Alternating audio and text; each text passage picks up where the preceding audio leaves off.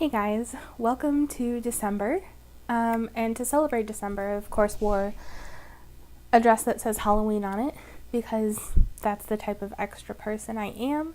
You know, some people start celebrating Christmas in October, and some people continue to celebrate Halloween into December. It's fine. But I thought I would do a Vlogmas this year. Try again to do a month-long vlogging project. And so I'm going to be doing Vlogmas the Pagan Edition. And not every single video this month will be centered around paganism or witchcraft or spirituality, yada yada yada. But some of them will be. So December is a time where most pagan type, witchy type people celebrate Yule, or the winter solstice. So as we get closer to those times, I will explain a little bit about the lore, perhaps in the history and modern celebrations of Yule. Hold on, this dog needs attention. So some people might take pause at my witchcraft or spirituality and be confused that someone who has a PhD or who's getting a PhD in a couple months would be into so much woo, and I totally get it because I've been a skeptic for about a decade now, but over the last year or 2 years I've been really incorporating more woo, more spirituality, more astrology trash into my perspective of the world, and I mean, if nothing else, it's fun. And so, full stop, it's fun. But I thought today I would also talk a little bit about how I kind of blend a skeptic in general perspective of the world with my enjoyment of spiritual things like witchcraft, crystals, herbalism, these types of things. And yeah, so let's get started. So the way I understand witchcraft and the way I practice witchcraft is it centers around two things. One, personal empowerment, and two, a respect for the natural world.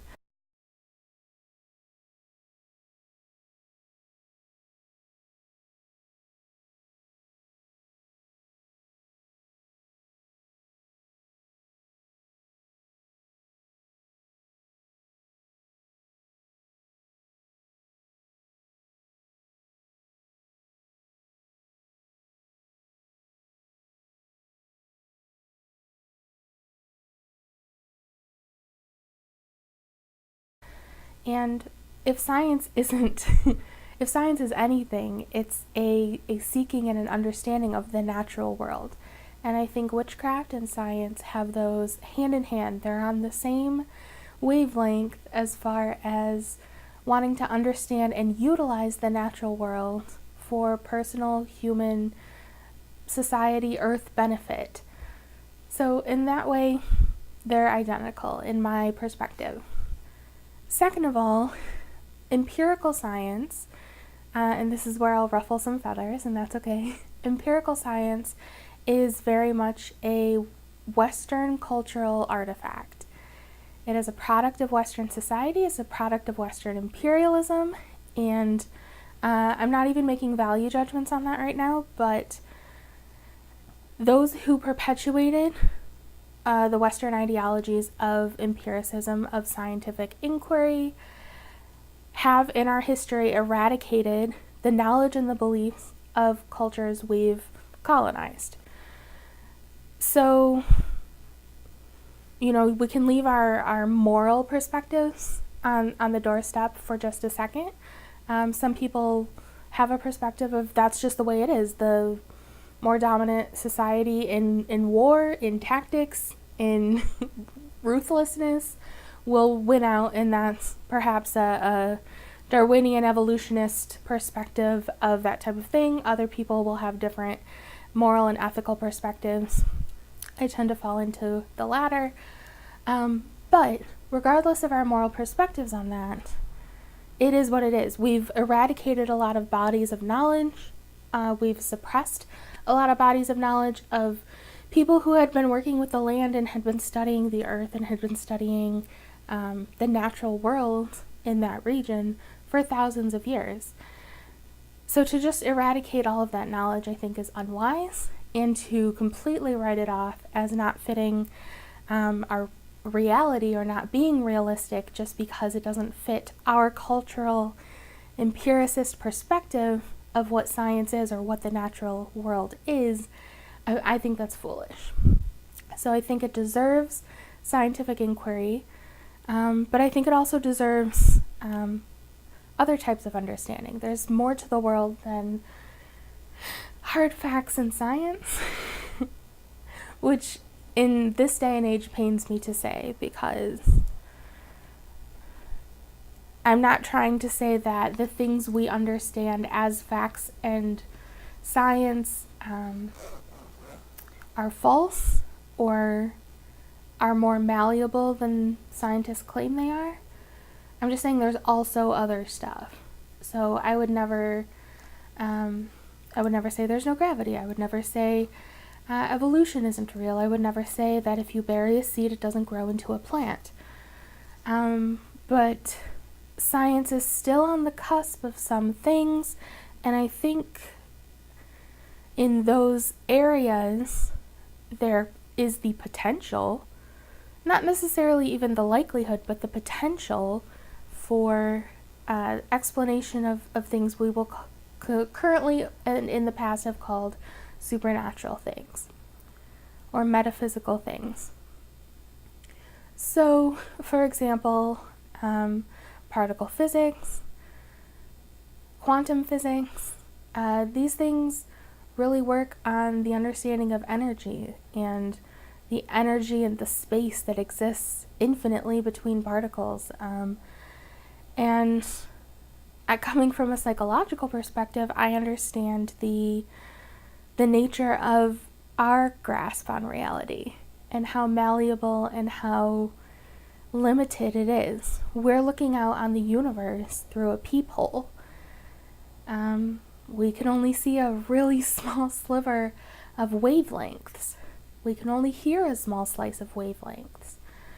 And so if our senses aren't fully capable of experiencing the entire world, the entire universe, what other experiences could there possibly be? I don't think it's outside of the realm of possibility that one's wavelengths, one's energy, the brain waves we produce, the sounds we produce, and all of those wavelengths that we receive, we know that they affect us. We know that people's brain waves are signals for certain patterns of thought. We know that brain waves are signals for certain patterns of thinking. And if certain substances emit other types of waves, could there perhaps be an interaction going on between our waves that we are sending and receiving and the waves we can receive from other substances, minerals, for example?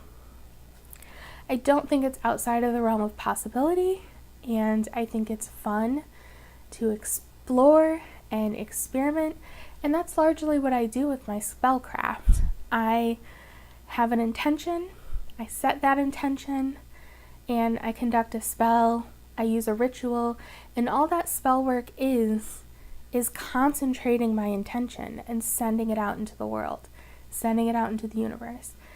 This is just manifestation with concentrated intention. And from the more I investigate and the more I learn about the universe and how it works and what we're constantly learning about as far as what we don't understand and what we're just beginning to understand about how it works through energy, the more I think it's not that insane to think that manifesting your own reality is a truth, is a fact of the universe, is a law of physics. So, that is how I perhaps justify my interest and my belief in the metaphysical through the lens of someone who, we can say formerly, but I currently do identify as a skeptic as well. The thing is, I have investigated these things, and they've met my burden of my level of proof. So I don't think they've met a certain level of proof in such a way that they should be thought of as fact. I don't think they've met a level of proof to where they should be taught in schools. I just think that for me personally, as an individual, I have been skeptical about this stuff. I've investigated it, and I feel satisfied that the amount of evidence I see, it's fine. It's okay. It's not overwhelming, but I see just a little bit of evidence here and there, and that's enough for me to say, you know what? This makes me feel good. This is fun. I'm going to believe that this makes a difference in my life. And if it's nothing more than placebo effect, that is still an effect. Bless you. And that is still an effect we don't fully understand.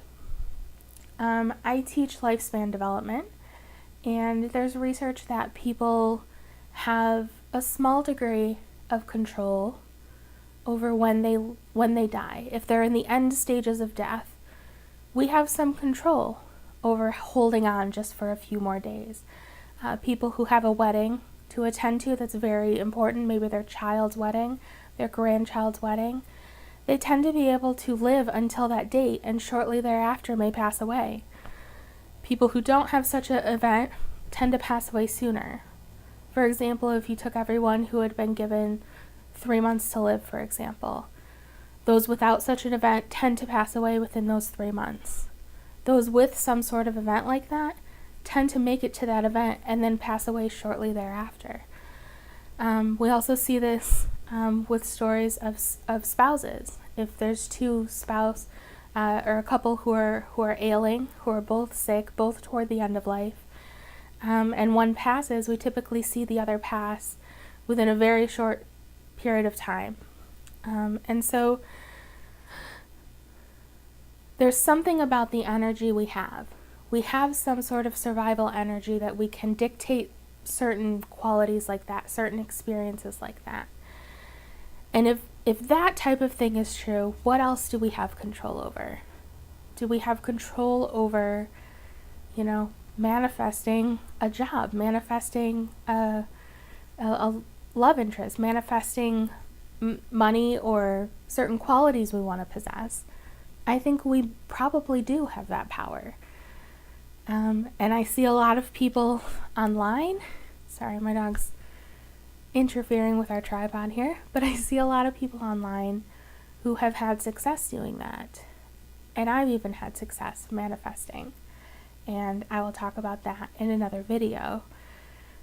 And it's a little bit of a lesson of be careful what you manifest.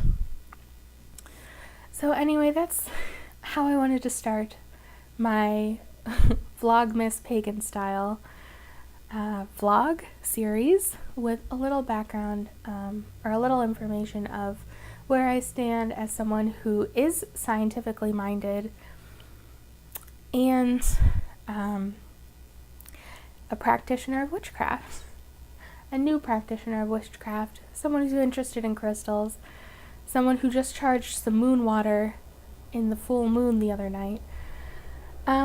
And yeah, stay tuned because I will have a video on scientific foundations that may lend empirical evidence toward astrology. Just a little bit. Alright guys, thanks for watching. Happy Vlogmas, and I will see you tomorrow and for the next 30 days.